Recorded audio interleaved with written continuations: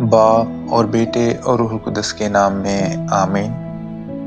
ہمارے لیے آج کی تلاوت اشعیاء نبی کا صحیفہ، اس کا 40واں باب اور اس کی پہلی 11 آیات۔ تسلی دو، میری امت کو تسلی دو، یہ تیرے خدا کا فرمان ہے۔ یروشلم کو دلاسا دو اور اسے پکار کر کہو کہ اس کی لشکر کشی ختم ہوئی اور اس کی بدی معاف ہوئی، کہ اس نے اپنی سب خطاؤں کے لیے خداوند کے ہاتھ سے دوچند پایا۔ پکارنے والے کی آواز، بیابان میں خداوند کی راہ کو تیار کرو۔ صحرا میں ہمارے خدا کی شارع کو سیدھا بناؤ، ہر ایک غار بھر دیا جائے گا اور ہر ایک پہاڑ اور ٹیلہ پست کیا جائے گا۔ جو ٹیڑھا ہے وہ سیدھا اور جو ناہموار ہے وہ ہموار بنے گا، اور خداوند کا جلال ظاہر ہوگا اور ہر ایک بشر اسے دیکھے گا، کیونکہ خداوند کے منہ نے فرمایا ہے، ایک بولنے والے کی آواز، پکار۔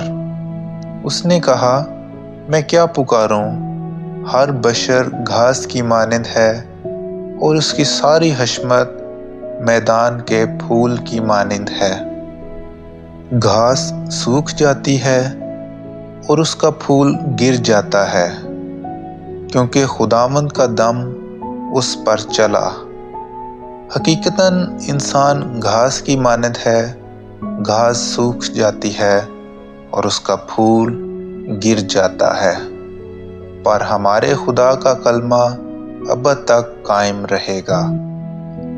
اے صہیون مبشر، تو اونچے پہاڑ پر چڑھ، اے یروشلم مبشر، تو قوت سے اپنی آواز بلند کر۔ اسے بلند کر اور نہ ڈر۔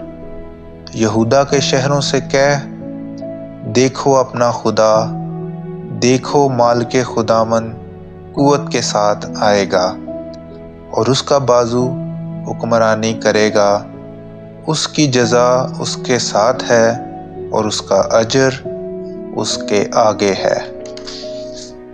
چوپان کی طرح وہ اپنا گلہ چرائے گا، وہ اپنے بازوؤں میں بروں کو فراہم کرے گا اور انہیں اپنی گود میں اٹھائے گا، اور دودھ پلانے والیوں کو آہستہ آہستہ لے جائے گا۔